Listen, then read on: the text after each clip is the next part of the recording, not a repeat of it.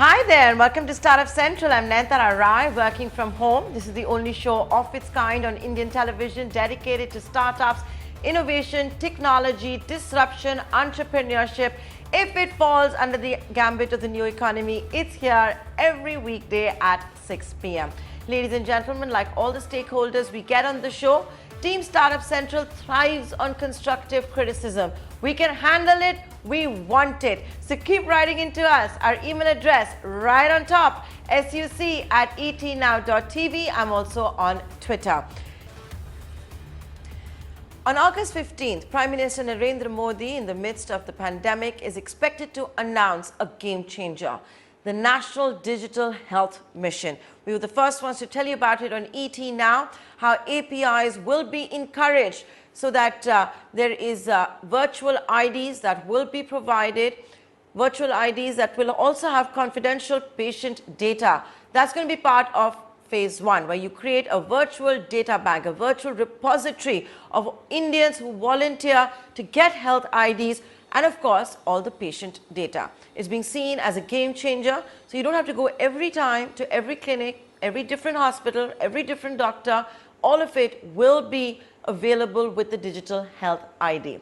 That's phase one. On phase two, e-pharmacies and telemedicine is expected to be onboarded. So a virtual healthcare system is what the Modi government is planning. It is being called a game changer. It is expected to be announced on Independence Day.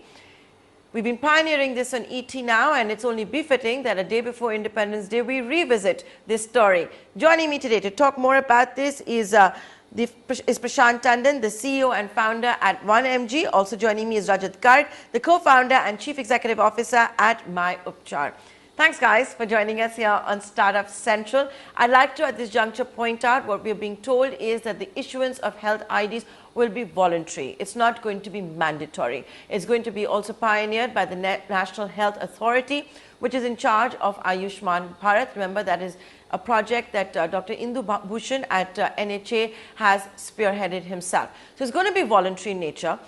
Having said that, if, however, a patient needs subsidized healthcare, needs Ayushman Bharat, anything from the government, a linkage with Aadhaar is not being ruled out.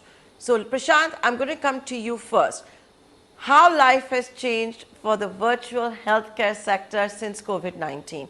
I mean, on the day of Janta curfew, on the first day of the lockdown, India didn't even have clear guidelines for telemedicine or for e-pharmacies. In fact, all of you were up in arms, wanting to be recognized. There was a serious fear that a group of ministers led by Mr. Amit Shah would not vote in favor of e-pharmacies.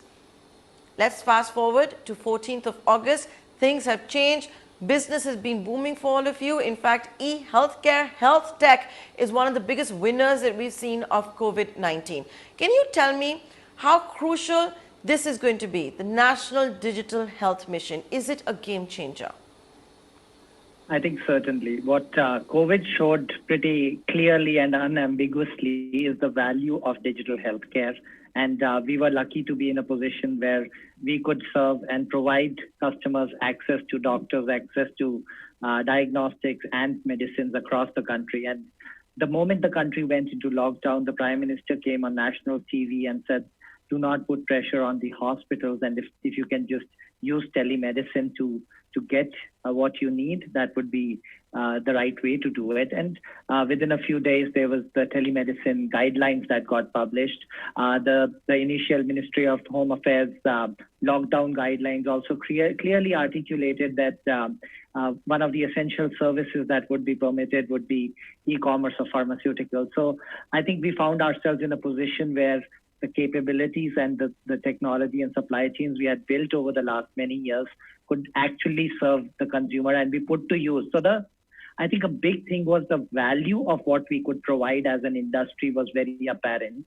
And almost 9 to 10 million households access their medicine through the e-pharmacy channel during this phase. So I think we did find that as a game changer, especially in the psyche of be it the government, be it the consumer, be it the stakeholders of the ecosystem. Now, with NDHM coming, I think it's a very clear acknowledgement and articulation of this specific value that digital health is not a fringe activity. It is a part of the mainstream healthcare architecture of India. And this coming, I think, is something that is certainly going to bring a lot more people into the fold of healthcare, enable greater access, greater participation, and equitable participation across the country. And I think it's a strong indication from the government that they are willing to move forward in a very deliberate manner and take structural steps forward with respect to access of healthcare. So now anybody, anywhere should have access to a doctor, to a healthcare service from his or her mobile phone. And as they go from one facility to another, they should not have to get all their tests, all their checkups, everything repeated. I think it's very, very significant, the impact of these things as they play out.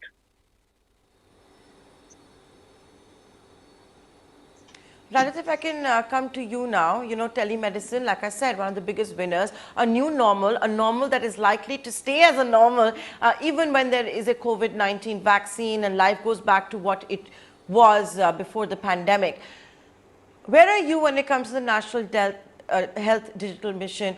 What is it going to mean for, startups like yours that have gotten in the business of onboarding doctors, doing video consultations, prescribing medicines, and what is it also going to do to make sure that someone is getting proper access?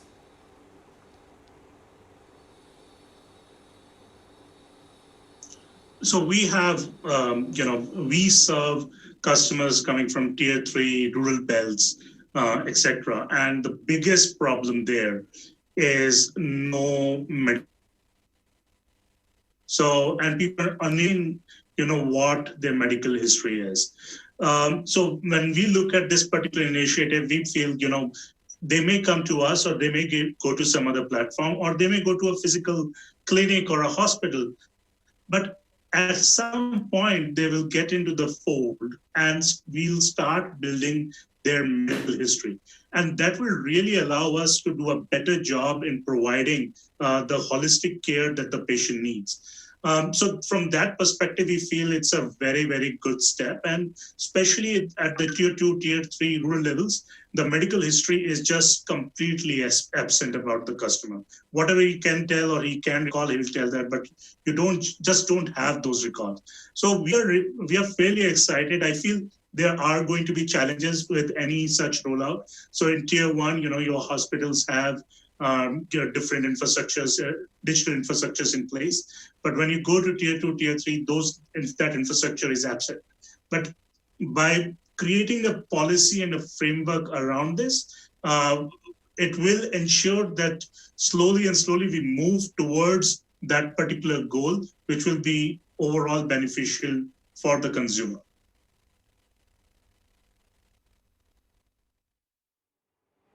So, since you are in the smaller towns, you're servicing Bharat with your with the tech that you have, the health tech that you have.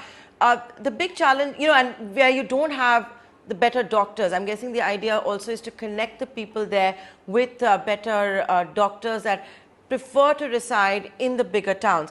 So, having said that, Rajat, have you guys ever done any analysis, while we talk about telemedicine being a big hit and all of that, have you guys done any analysis yet of the success of the prescriptions, the success of the diagnosis that has been provided, the cure that has been provided? Because that's going to be very important kind of data mapping to do, and we don't hear enough about it.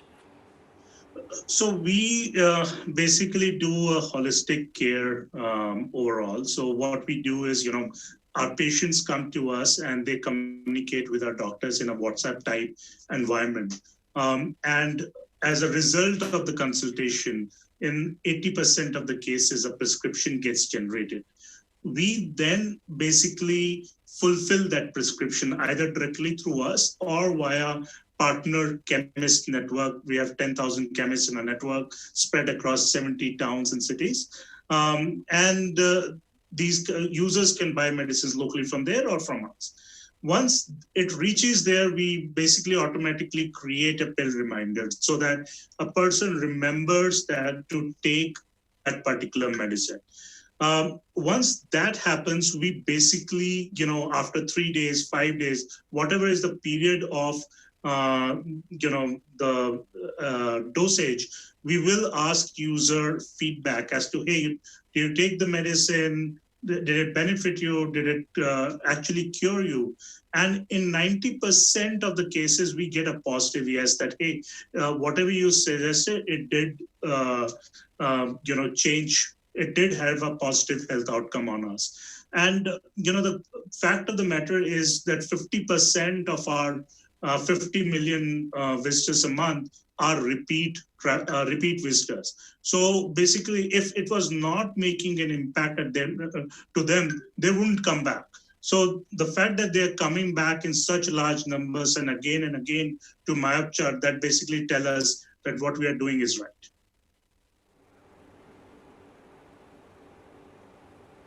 Prashant, let me come to you now. The first step, of course, would be to issue the virtual health IDs. We understand, this source-based information is going to be voluntary. Only if a patient needs to access subsidized healthcare or government insurance, will they have to provide Aadhaar cards, will perhaps have to be part of the direct benefit transfer scheme and all of that. But onboarding telemedicine, onboarding e-pharmacy is going to be a crucial part of having a virtual healthcare system. So when you do this, it'll have to be with reputed companies, I would imagine, also with doctors that are not, pardon my language, quacks, but are actual doctors. Can this address that part of the problem? Because we all know there are a lot of people who parade and pretend to be doctors and they're not. That's a huge problem that Indian healthcare has. Yeah, no, I think the founding blocks of the digital health mission is that the registry of authenticated doctors is being created. I believe NHA is the agency that will be doing that. So we do need that as a country, so that right now, even when you physically walk into a clinic, forget virtually, you don't know whether the doctor is actually a qualified doctor or not. You go by trust. And now what this will do is, is a part of the digital health mission, some of the core founding blocks are going to be that, see, the digital platform enables authentication real time and very, very quickly. A quick KYC with a quick check from the government registry of whether a doctor who wants to sign up on the platform and consult is a genuine doctor or not is a matter of seconds. It's a real-time thing. Similarly, whether it's a pharmacy, and it does not have to be a large player, any pharmacy that wants to onboard, immediately there's going to be probably a registry of pharmacies, pharmacists, their qualifications and everything. So on a digital platform, any player, as long as they are licensed to operate, as long as they are authenticated, so that basic quality hygiene is actually at the fundamental level. Then comes the innovation on top of that. That now that every player is genuine, who provides a better service will get more patients to serve. So I think that's how the market will and should evolve. So tell me if I've got it right. And now I'm going to ask a very simple question for the benefit of my viewers. What we saw was the NPCI and a whole host of few experts come out with the foundation block of the UPI, right? So is that what the NHA is going to do? Come out with the foundation block, its version of the UPI, and then it's whether it's a Swast app or whether it is a Google or a WhatsApp or anybody else wants to build on that, they can do that and start providing health tech. Have I got it right? So I wouldn't know exactly what the government has in mind in this regard, but the founding blocks like UPI, that part is very much correct, that the building blocks and the foundational interoperability norms, the gateways through which patient data can move from one provider to the other, I think, and these registries of doctors, registries of pharmaceuticals, diagnostic tests, etc., standardization, all that very similar to UPI, the interoperable gateways will be created. Now, what would be the end user platform? I think one big difference here is that the government is a very key provider of healthcare in itself.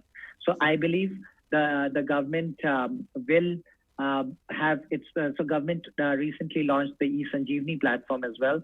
I believe all of them will come together under this digital health mission so that both the public sector and the private sector can make use of the utilities and interoperability developed here. So what would be the consumer side of things? I really do not know, but at least from the middleware, the interoperability and different building blocks of it, that is something that the government will create as utilities for the healthcare ecosystem. So where all private and public players would benefit from. So to the question, does the government give an interface for Google or WhatsApp to take up? I don't know. I personally think that's beyond the role of the government, as long as they can create the KYC norms, the interoperability norms, the core infrastructure so that a person can very quickly ascertain whether a provider can be qualified to provide the service on the platform. All those things the government will and should provide. I guess we are all curious to hear once the announcements are made and the details come out. So while the devils are always in the detail, right? So Rajat and Prashant, thanks so much for joining us. Yeah, go ahead, Rajat. The only other detail to add here is health is still a state subject. So we will see more time that this whole thing will take to roll out compared to what we see in the financial world. That's the only other point. And I think one very, very big difference between financial world and here is financial world had a few back-end providers, the banks basically connected through and transfer of money is a fairly commoditized service.